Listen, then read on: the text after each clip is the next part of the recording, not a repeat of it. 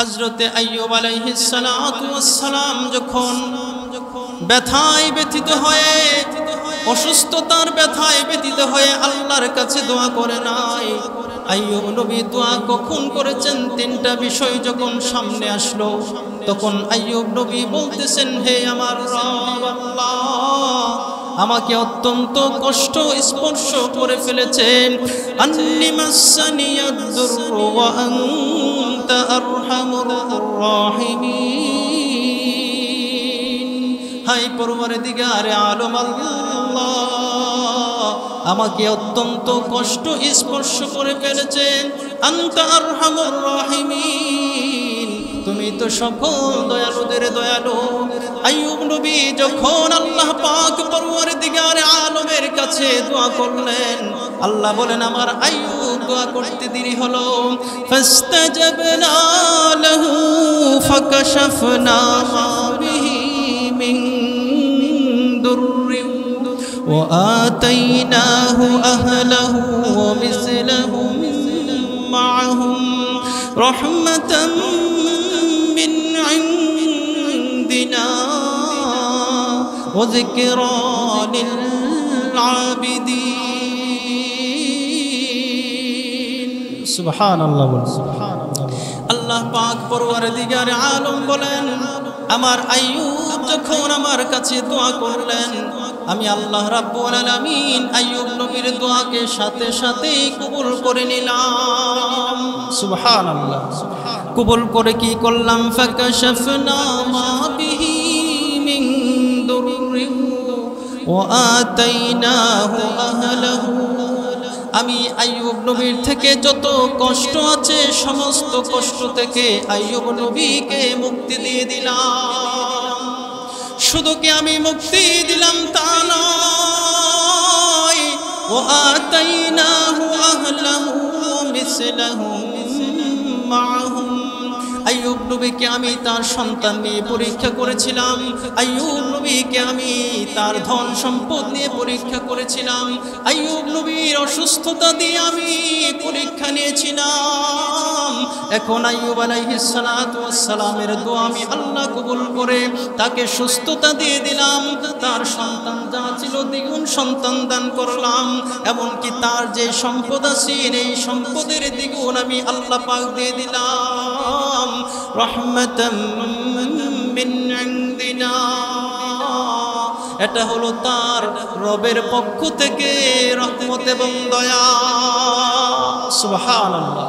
وقال النبي صلى الله عليه وسلم من صلى علي واحدة صلى الله عليه عشرا أو كما قال عليه الصلاة والسلام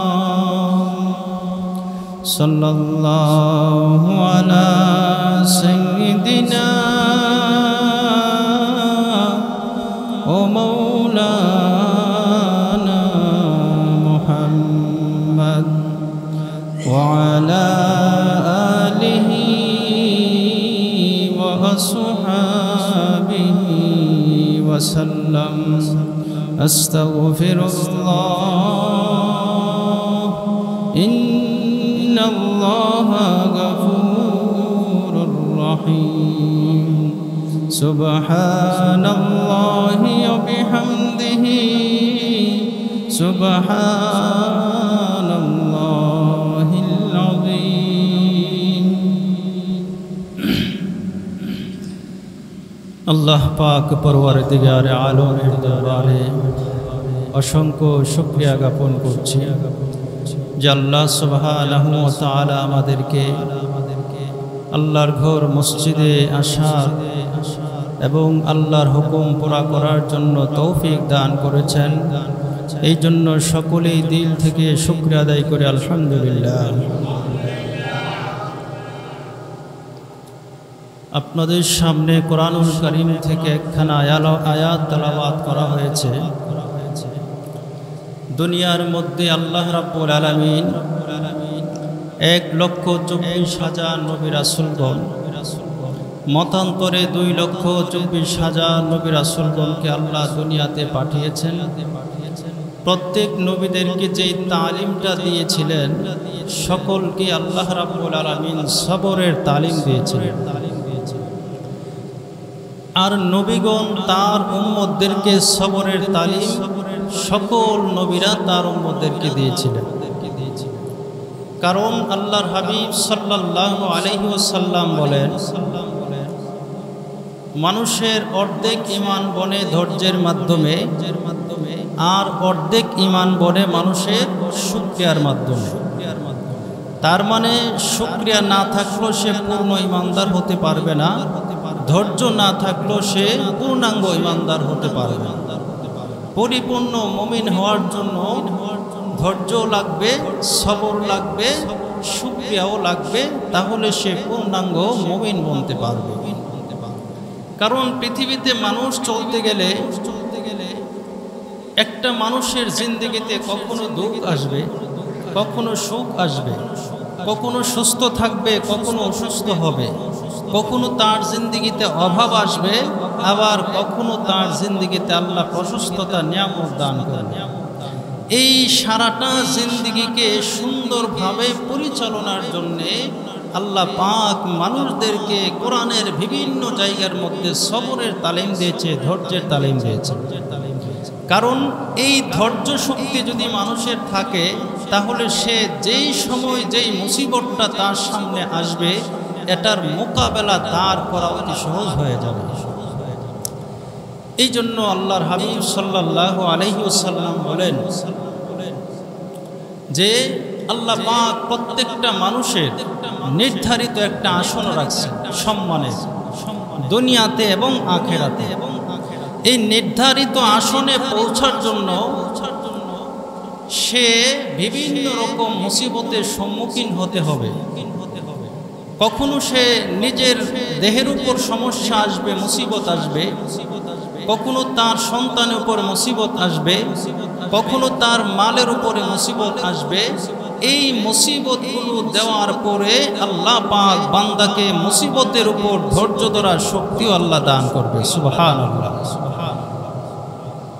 এবং আল্লাহ পাক তার নির্ধারিত সম্মানের স্থানে পৌঁছানোর জন্য আল্লাহ পাক তাকে বিভিন্ন মুসিবত দিয়া এবং ধৈর্য শক্তি দিয়া আল্লাহ তার সম্মানের স্থানে দুনিয়াতেও পৌঁছাবেন, আখিরাতেও আল্লাহ তাআলা তাকে নাজাত দান করবে, সুবহানাল্লাহ।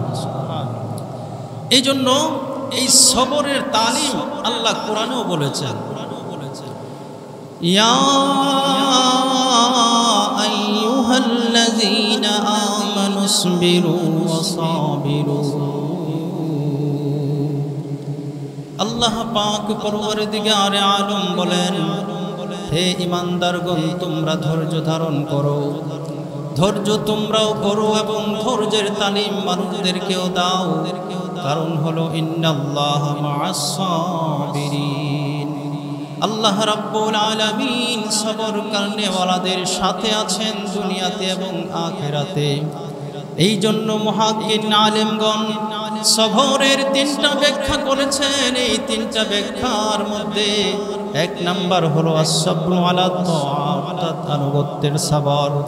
আনুগত্যের সবর হলো আল্লাহর আদেশগুলোকে মানার ক্ষেত্রে ধৈর্য ধারণ করা। আল্লাহর আনুগত্য মানে হলো আল্লাহ আদেশ করেছেন নামাজ পড়ো, নামাজ পড়তেই হবে। আল্লাহ আদেশ করেছেন রমজানে রোজা রাখা ফরজ, রমজানে রোজা রাখতেই হবে। আল্লাহ পাক আদেশ করেছেন যাদের উপর হজ ফরজ করেছেন তাদেরকে হজ পালন করতেই হবে। এই যেইভাবে আল্লাহ আদেশ করেছেন এইভাবে পালন করার নামই হলো তাদের উপর সবর করা। আমরা কি করি? যদি 2 মিনিটে 4 রাকাত নামাজ শেষ হয়ে যায়, এটা কি সবরের সাথে নামাজ হইল? রোজা রাখছেন, আল্লাহ আদেশ করছেন সুবহে সাদেক থেকে অস্ত পর্যন্ত উপাস থাকতে হবে, সহবাস থেকে বিরত থাকতে হবে। যদি আপনি এভাবে থাকতে পারেন তাহলে ধৈর্যের সাথে রোজা রাখলেন, কিন্তু দেখা যায় কিছুক্ষণ পরে পরে ঘুরির ফাইল চাইলেন আর বললেন এত লম্বা দিন কেন, এত গরম দিন কেন? এটার নাম সবর হলো? এটার নাম সবর না। সবর হলো আল্লাহ পাক যেভাবে আদেশ করেছেন, প্রশ্ন ছাড়া, পেরেশানি ছাড়া আল্লাহ পাকের হুকুমটাকে পালন করা সুন্দরভাবে, এটার নাম হলো এতাতের উপর সবর করা, ধৈর্য ধরা। দুই নাম্বার হলো গুনার উপর সবর করা। গুনার উপর সবর করার মানে কি? গুনাহ সামনে আসেন, আল্লাহর দিকে ছায়া গুনাহটা না করা। এই ব্যাপারে হাদিসের মধ্যে আল্লাহর হাবিব সাল্লাল্লাহু আলাইহি ওয়াসাল্লাম বড় এক হাদিস আনছেন। আল্লাহর হাবিব সাল্লাল্লাহু আলাইহি ওয়াসাল্লাম বলেন, বনি ইসরাইলের মধ্যে তিনজন ব্যক্তি ছিল। তারা হঠাৎ করে একদিন বের হলো, রাস্তার মধ্যে কোনো জায়গার মধ্যে সফর করবে। সফরের মধ্যে রাত্রি হয়ে গেল। রাত্রি হয়ে যাওয়ার পরে ওই সমস্ত মানুষগুলো একটা গুহার মধ্যে আশ্রয় নিল। গুহার মধ্যে আশ্রয় নেওয়ার পরে গুহার মুখের মধ্যে বিশাল আকারের একটা পাথর এসে বসে গেল। তখন তাদের হাওয়া নেওয়াই কষ্ট হয়ে গিয়েছিল।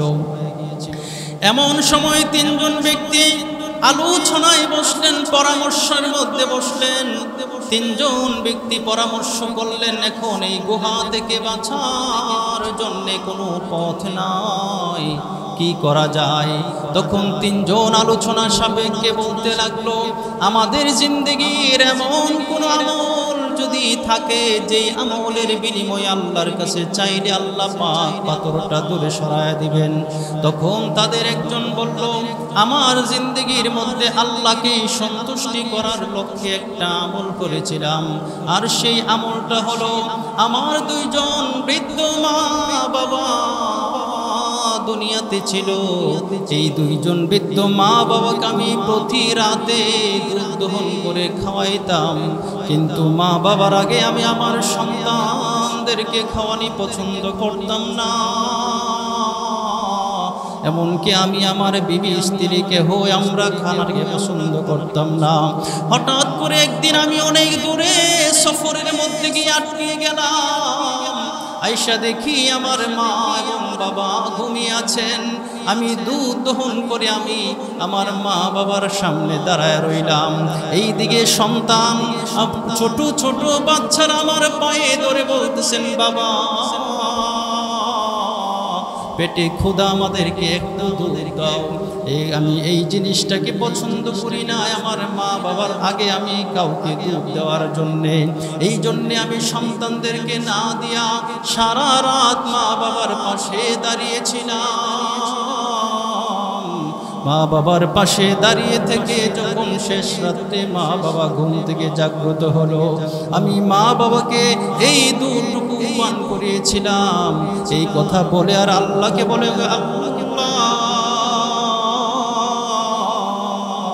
যদি আমি তোমার জন্য এই কাজটা করে থাকি, তাহলে তুমি এই পাথরটাকে একটু সরায়া দাও, পাথরটা থেকে মুক্তি দাও। এই কথা বলতে দেরি হলো, সরকার দু আলম নবী বলেন, এই দোয়া করতে দেরি হলো, পাথরটা দূরে সরতে দেরি হলো না। সুবহানাল্লাহ। এবার দুই নম্বর ব্যক্তি বলেন, আমার জিন্দেগির মধ্যেও এমন একটা আমল ছিল। হঠাৎ একজন, আমার অনেক কর্মচারী ছিল, সমস্ত কর্মচারীদের বেতন আমি ঠিক মতো দিয়ে দিলাম, কিন্তু একজন কর্মচারী আমার সাথে বেতন না নিয়ে চলে যায়। তখন আমি তার জিনিসটাকে বাড়াতে বাড়াতে অনেক পরিমাণে আমি সম্পদ বাড়ায়া দিলাম। কিছুদিন যাওয়ার পরে এই শ্রমিক ব্যক্তি আসলো। আয়েশা বলতেছেন, আমি যেই জিনিসটা আপনার কাছে পাইতাম এই টাকাটা আমাকে দাও। তখন বলতেছে, এই যে উটের পাল দেখা যায়, এই যে দুম্বা ভেড়ার পাল দেখা যায়, এই সমস্ত জিনিসগুলো একমাত্র তোমার? তখন সে বলতেছে, হে মালিক, তুমি কি আমার সাথে ঠাট্টা বিদ্রুপ করতেছো কিনা? বলল, না, তোমার সাথে ঠাট্টা বিদ্রুপ করি নাই। তাহলে তুমি যেই সম্পদ আমার কাছে রেখেছিলে, এটাকে আমি আস্তে আস্তে বাড়িয়ে বাড়িয়ে এই পর্যন্ত আমি এনেছি। এই জন্যে ভাই, দোস্ত, বুজুর্গ, এই লোকটা বলল, মালিক বলতেছে সব তোমার, তুমি ইচ্ছা করলে নিয়ে যেতে পারো। তখন বলতেছে, ঠিক আছে। এই সবগুলো সে নিয়ে গেল। মালিক বলতেছে, ওগো আল্লাহ,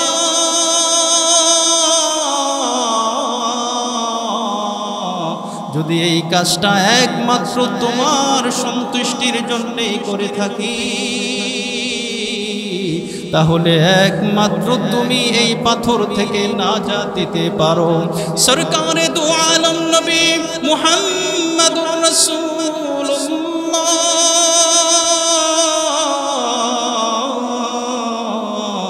সাল্লাল্লাহু আলাইহি ওয়াসাল্লাম বলেন, এই দোয়া করতে দেরি হলো, পাথরটা আরেকটু সরতে দেরি হলো না। সুবহানাল্লাহ। 3 নম্বর ব্যক্তি বলতেছেন যে, আমার একজন চাচাতো বোন ছিল, অত্যন্ত রূপসী।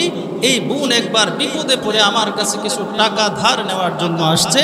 আসার পরে আমি তাকে কুপ্রস্তাব দিলাম, বোন রাজি হলো না, চলে গেছে। হঠাৎ কিছুদিন পরে এমন দুর্ভিক্ষ দেখা দিয়েছে, আবার সে টাকার জন্য আসছে। আসার পরে আমি তাকে প্রস্তাব দেওয়ার পরে সে আমার প্রস্তাবে রাজি হয়ে গেছে। এমনকি আমি আমার চাহিদা পুরা করার জন্য তার উপরে উঠে বসলাম। তখন সে বলতেছে, ভাই, আমার সতীত্ব কুমারিত্ব নষ্ট করার ক্ষমতা আমি তোমাকে দেই নাই। তুমি যা করতেছো অন্যায় করতেছো, আল্লাহকে ভয় করো। এই কথা শোনার পরে চাচাতো ভাইয়ের দিলের মধ্যে আল্লাহর ভয় আসছে। আল্লাহর ভয় আসার পরে সে তার বোনকে ছেড়ে দিয়েছে এবং 120 দিরহাম স্বর্ণ মুদ্রা এটাও তাকে দিয়ে দিয়েছে। সেও বলতেছে, আল্লাহ, যদি আমি এটা তোমার জন্য করে থাকি, তাহলে তুমি পাথরটাকে দূরে সরায় দাও। এই কথা বলতে দেরি হয়েছে, পাথরটা পুরা মুখ থেকে দূরে সরতে দেরি হয় না। সুবহানাল্লাহ। তার মানে এখানে দুইটা জিনিস। একটা হলো যে নেক আমল করলে দুনিয়া তো নেক আমল দ্বারা অনেক বিপদ থেকে আল্লাহ উদ্ধার করে। সুবহানাল্লাহ। এবং এই যে কথাটা বলছিলাম যে সবর 3 প্রকার। 1 নম্বর প্রকার হলো সবর এতাতের উপর, আল্লাহর হুকুমের উপর ধৈর্য ধরা। 2 নম্বর হলো গুনার উপর সবর করা। এই বান্দা গুনার উপর সবর করার কারণে আল্লাহ পাক তাদেরকে এই মহা বিপদ থেকে যদি দুনিয়াতে হেফাজত করেন, তাহলে জান্নাতে আল্লাহ হেফাজত করবে না? অবশ্যই জাহান্নাম থেকে আল্লাহ তাকে মুক্তি দেবে। 3 নম্বর সবর হলো আসবরু আলাল মুসিবা, অর্থাৎ বিপদ আপদে ধৈর্য ধারণ করা। বিপদ আপদ নাই এইরকম মানুষ দুনিয়াতে আছে মনে হয় নাকি? ফেরাউনের ছিল। ফেরাউনের ইতিহাসের কিতাব এবং তাফসিরের কিতাবে পাওয়া যায়, ফেরাউন 400 বছর রাজত্ব করছে। একদিনের জন্য তার সূর্যি কাশি হয়। সুবহানাল্লাহ। আল্লাহ কেমন দিয়েছেন, কিন্তু ফেরাউনকে দিছে, তার দুনিয়া দিছে, আখিরাত শেষ হয়ে গেছে। কিন্তু মুমিনের তো এই জিনিসটা ভিন্ন। মুমিনের আখিরাত দুনিয়া যেমন পাবে, সে আখিরাতও পাবে। দুনিয়াতে যেই মুমিন ঈমান নিয়ে যত কষ্ট করবে, আখিরাতে তার পুরস্কার তত বেশি হবে। এই জন্য মুসিবত আমাদের প্রত্যেকেরই আসবে, মুসিবত আসাটাই স্বাভাবিক। কিন্তু এই মুসিবতের সময় মুসিবতটাকে কিভাবে মোকাবেলা করব। অনেক সময় দেখবেন মানুষের বিপদ আসলে আমরা আল্লাহকে গালি দিই। আছে না এরকম মানুষ? এই যে আল্লাহকে গালিটা দিলেন, যদি আপনি জানতেন মুসিবতের সময় আপনি ধৈর্য ধরলে আল্লাহ পাক আপনাকে কি পুরস্কার দিবেন, এই জিনিসটা যদি আপনার জেহেনে থাকতো, কোনোদিন সে আল্লাহকে গালি দিল? কখনোই না। কারণ ধৈর্যশীলদের ব্যাপারে আল্লাহ বলেন, ইন্নামা ইউওয়াফাস সাবিরুনা আজরাহুম বিগাইরি হিসাব। আল্লাহ পাক পরওয়ারদিগারে আলম বলেন, দুনিয়ার প্রত্যেকটি নেক আমলের জন্য নির্ধারিত একটি সওয়াবের বিষয়বস্তু আছে, প্রতিদানের বিষয়বস্তু আছে। নামাজ পড়ে নামাজের জন্য আলাদা প্রতিদান আছে। কতটুক পাবে এর পরিমাণ আছে। মানুষ জিকির আজকার করে, জিকির আজকার নেক আমল এটারও নির্ধারিত আছে তার পুরস্কারের, বিভিন্ন আমলের বিভিন্ন নির্ধারিত আছে পুরস্কারের। কিন্তু বান্দা যদি ধৈর্যের সাথে জীবন যাপন করে, বান্দা যদি আমলের উপর ধৈর্য ধরে, বান্দা যদি গুনার উপর ধৈর্য ধরে, বান্দা যদি মুসিবতের উপর ধৈর্য ধারণ করে জীবন যাপন করে, ইন্নামা ইউওয়াফাস সাবিরুনা আজরাহুম বিগাইরি হিসাব। আল্লাহ বলেন আমার ওই ধৈর্যশীল বান্দাদের জন্য আমি আল্লাহ পাক এত এত পরিমাণ তার প্রতিদান দেব, এটার কোনো সীমা নাই। সুবহানাল্লাহ। ধৈর্যশীল যারা তাদেরকে এত পরিমাণ আল্লাহ সওয়াব দান করবে। এখন কোরআনুল কারীম থেকে আপনাদেরকে দুইজন নবীর ঘটনা শোনাবো।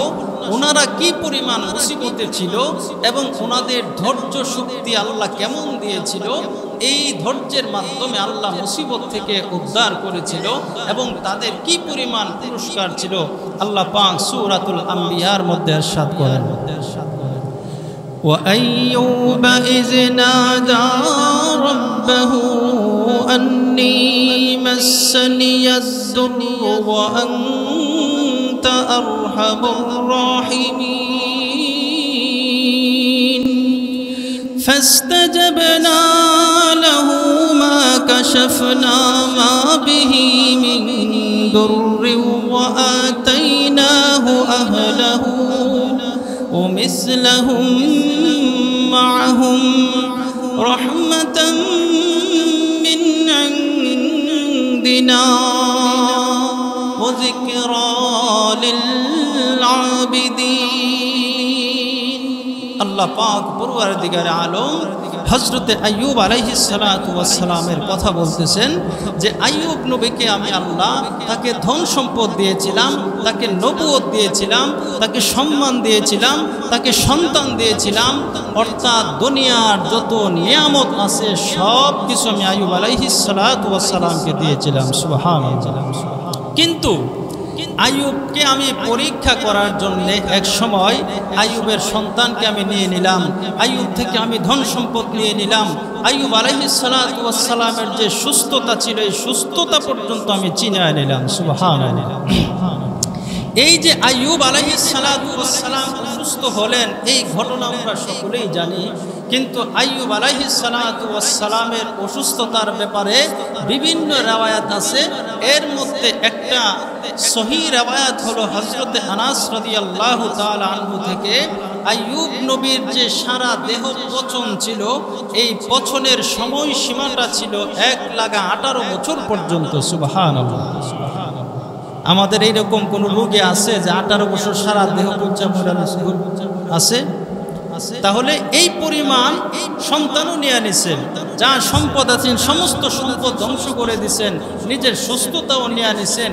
এরপরও 18 বছর পর্যন্ত আইয়ুব আলাইহিস সালাতু ওয়াস সালাম অসুস্থতা ভুগছেন, আল্লাহ পাকের দরবারে দোয়া করতেছেন, আল্লাহর জিকির করে।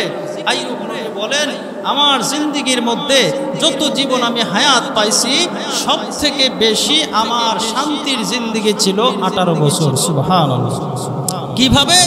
যে আল্লাহ রাব্বুল আলামিন 18 বছরের মধ্যে সকালে একবার বিকালে একবার আল্লাহ আমাকে ডাক দিত, আইয়ুব কেমন আছো? সুবহানাল্লাহ। তার মানে মানুষ যখন মুসিবতে পড়ে, হাদিসের মধ্যে আছে মানুষ যখন বিপদে পড়ে এবং অসুস্থ হয় তখন তার দিল নরম থাকে। এই মুসিবত এবং অসুস্থতার সময় যখন বান্দা আল্লাহর কাছে দোয়া করে, যে কোনো দোয়া করে আল্লাহ তার দোয়া কবুল করে। সুবহানাল্লাহ। আর আমরা অসুস্থ হলে পেরেশানি হয়ে যায়। এই পেরেশানি যাতে না হন এই ঘটনাগুলোর মাধ্যমে আমাদেরকে আল্লাহ নসিহত করতেছেন। 18 বছর যখন চলে গেল, 18 বছর পরে আইয়ুব আলাইহিস সালাতু ওয়াস সালাম হঠাৎ করে একদিন দোয়া করতেছেন। দোয়া করার সময় 3টা কারণে দোয়া করছেন, তাফসিরে লেখেন আইয়ুব আলাইহিস সালাতু ওয়াস সালামের 2জন বন্ধু ছিল। আসলে এটাই বাস্তবতা, বন্ধু তো বন্ধুর পরিচয় বিপদের সময়। 3জন বা 2জন এই আইয়ুব আলাইহিস সালাতু ওয়াস সালামের বন্ধু ছিল বা উম্মত ছিল। তারা এসে বলতেছে আইয়ুব যদি আল্লাহ তোমার সাথে সম্পর্কই থাকতো আল্লাহ পাকের, তাহলে তো আল্লাহ তোমার সাথে এরকম আচরণ করতো না। তার মানে আল্লাহ তোমার দিকে নাই, আল্লাহ তোমার সাথে সম্পর্ক নাই, এই জন্য তুমি এই মুসিবতে পড়ছো। নাউযুবিল্লাহি মিন যালিক। নবীকে বলতেছে এই কথা। আইয়ুব আলাইহিস সালাতু ওয়াস সালাম বলে এই কথাটা আমার অত্যন্ত আঘাত লেগেছে। 2 নাম্বার হলো আইয়ুব আলাইহিস সালাতু ওয়াস সালাম যতদিন অসুস্থ ছিলেন তার বিবি রহমত বিভিন্ন বাড়িতে কাজ করে এনে নবীকে আইনা খাওয়াইতেন। একদিন হঠাৎ করে কাজের জন্য বের হলেন, কিন্তু গিয়া দেখলেন কোনো কাজ নাই। অবশেষে নিজের চুলকে কেটে বিক্রি করে এই চুলের বিনিময়ে আইয়ুব নবীর জন্য খানা আনছেন। আইয়ুব বলেন আমার এই জিনিসটা বেশি ব্যতীত হলো। 3 নাম্বার সব থেকে বিপজ্জনক এবং ব্যতীত যে বিষয়টা ছিল, এটা প্রত্যেক মুমিনের হওয়া উচিত। মুমিনের জীবন চলে যাবে তবে ঈমান বিক্রি করবে না, কথা ঠিক কিনা? আইয়ুব নবীকে ঈমান নষ্ট করার জন্যে আইয়ুব আলাইহিস সালাতু ওয়াস সালামের স্ত্রীকে শয়তান ফাম দিতেছে। তুমি গিয়া তোমার স্বামীকে বলবা, যদি তোমার স্বামী এই কথা স্বীকার করে যে আমি তাকে সুস্থ করে দেব, সুস্থ হওয়ার পরে সে বলতে হবে যে তুই ইবলিস আমাকে সুস্থ করছিস। নাউযুবিল্লাহ। আইয়ুব নবী বলেন আল্লাহ এখন তো সে আমার পেছনে আমার ঈমান নেওয়ার জন্য লাগা গেছে। এতদিন আমি কষ্ট করলাম, আমার কষ্ট লাগে নাই, কিন্তু এই জিনিসটা আমাকে অত্যন্ত ব্যতীত করছেন। এই কথাটা আল্লাহ পাক কোরআনে বলতেছেন। وَأَيُّوبَ إِذْ نَادَى رَبَّهُ أَنِّي مَسَّنِيَ الضُّرُّ وَأَنْتَ أَرْحَمُ الراحمين। হযরতে আইয়ুব আলাইহিস সালাতু ওয়াস সালাম যখন ব্যথায় ব্যথিত হয়ে, অসুস্থতার ব্যথায় ব্যথিত হয়ে আল্লাহর কাছে দোয়া করে নাই। আইয়ুব নবী দোয়া কখন করেছেন? 3টা বিষয় যখন সামনে আসলো তখন আইয়ুব নবী বলতেছেন হে আমার রব আল্লাহ, আমাকে অত্যন্ত কষ্ট স্পর্শ করে ফেলেছেন। আন্নি মাসানিয়াদ দুররু ওয়া আনতা আরহামুর রাহিমিন। হায় পরওয়ারদিগারে আলম আল্লাহ, আমাকে অত্যন্ত কষ্ট স্পর্শ করে ফেলেছেন। আনতা আরহামুর রাহিমিন, তুমি তো সকল দয়ালুদের দয়ালু। আইয়ুব নবী যখন আল্লাহ পাক পরওয়ারদিগারে আলমের কাছে দোয়া করলেন, আল্লাহ বলেন আমার আইয়ুব দোয়া করতে দেরি হলো। ফাস্তাজাবনা লাহু ফাকাশাফনা মা বিহি মিন দুররি وآتيناه أهله ومثلهم معهم رحمة من عندنا وذكرى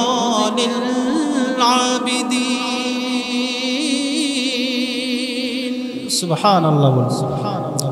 আল্লাহ পাক পরওয়ারদিগারে আলম বলেন আমার আইয়ুব যখন আমার কাছে দোয়া করলেন, আমি আল্লাহ রাব্বুল আলামিন আইয়ুব নবীর দোয়াকে সাথে সাথে কবুল করে নিলাম। সুবহানাল্লাহ। কবুল করে কি করলাম? ফাকাশাফনা মা বিহি মিন দুররি ওয়া আতাইনাহু আহলাহু।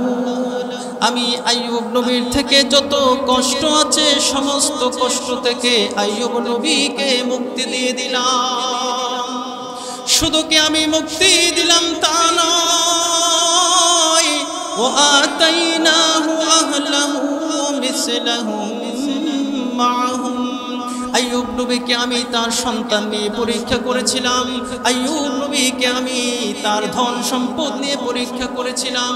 আইয়ুব নবীর অসুস্থতা দিয়ে আমি পরীক্ষা নিয়েছিলাম।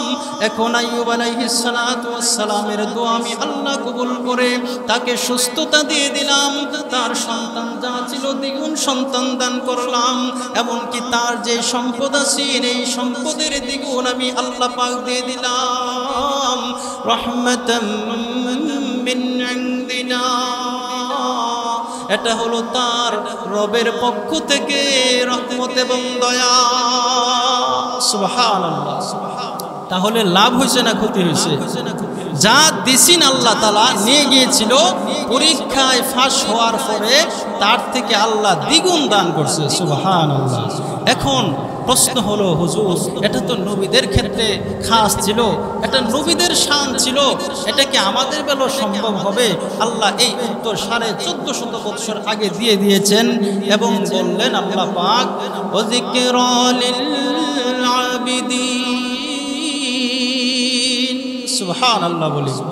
আল্লাহ পাক বলেন এটা আমার ইবাদত গুজার বান্দাদের জন্য নসিহত, যারা সবর করবে বিপদের সময়, মুসিবতের সময়।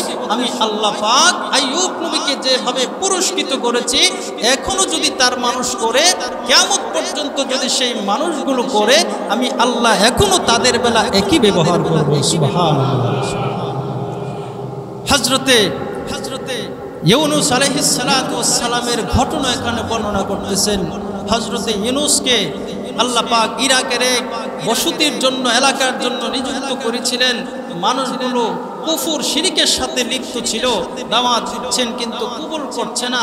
না করার কারণে রাগ করে তাদের উপর ইউনুস নবী আল্লাহর হুকুম ব্যতীত চলে গেছেন। আল্লাহর হুকুম ব্যতীত যখন চলে গেছে, সমুদ্র পাড়ি দিতে হয় নৌকা দিয়া, নৌকার উপর উঠছেন। নৌকার উপর ওঠার পরে অর্ধ রাস্তায় যাওয়ার পরে ঘূর্ণিঝড় শুরু হলো সমুদ্রের মধ্যে। ওই সময়ের একটা কথা ছিল, যদি ঘূর্ণিঝড় হতো তাহলে বুঝতে পারতো কোনো পলাতক আসামি নৌকার মধ্যে আছে।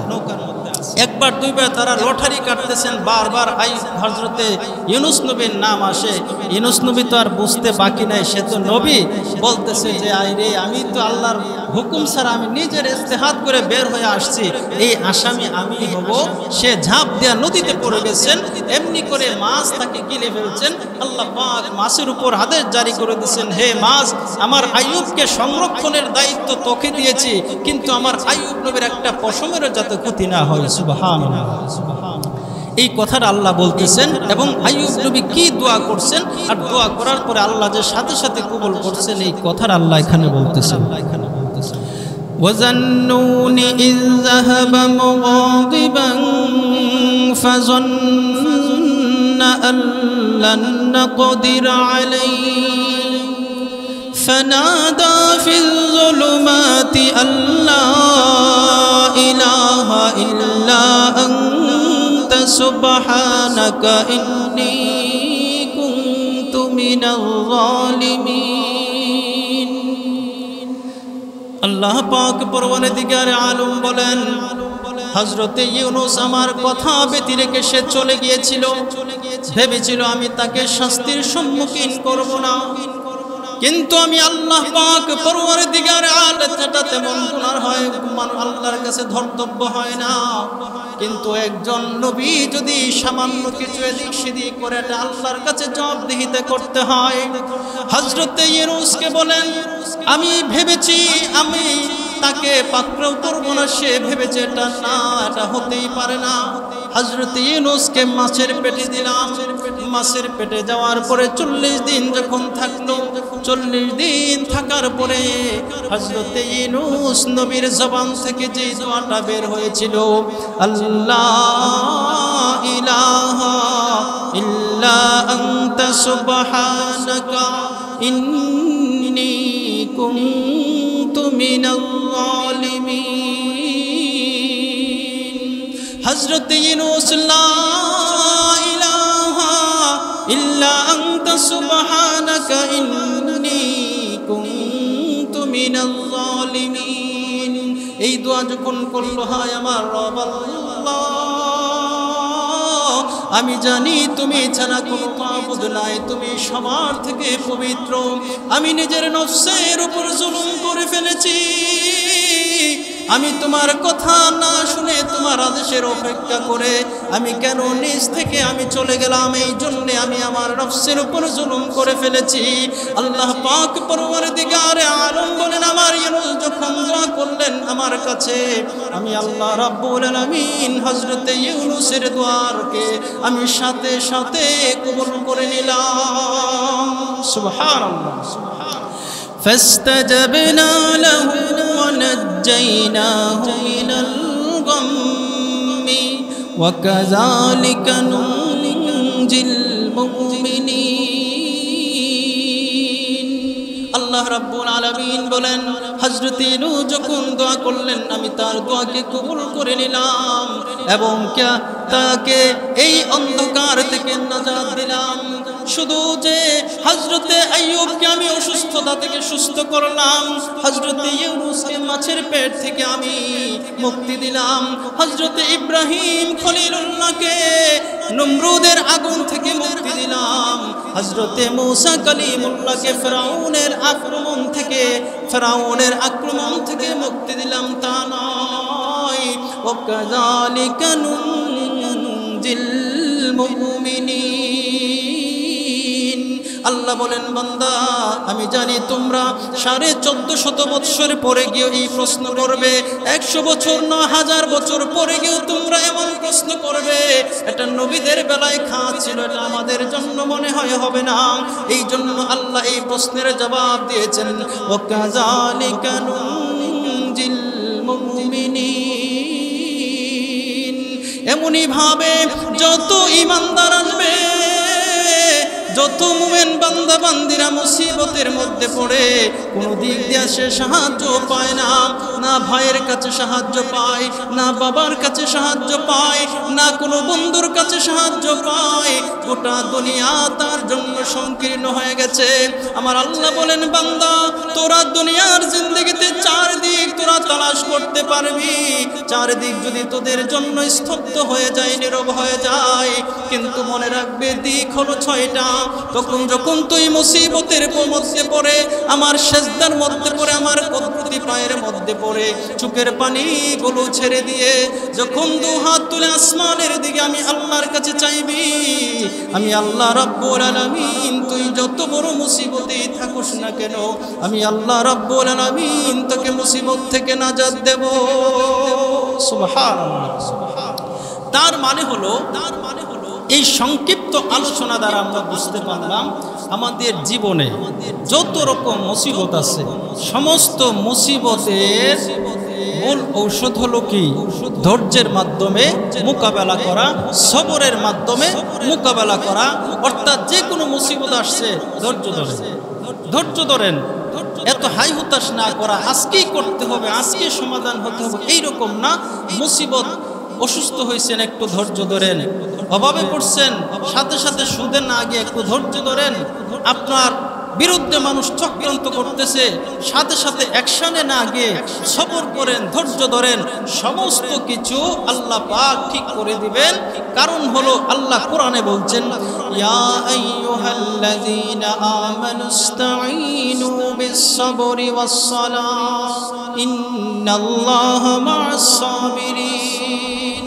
আল্লাহ বলেন, হে ঈমানদার বান্দা বান্দিগণ, তোমরা আমি আল্লাহর কাছে সাহায্য 2 জিনিসের মাধ্যমে চাও, সবর এবং নামাজের মাধ্যমে। ইন্নাল্লাহা মা'আস সাবিরিন।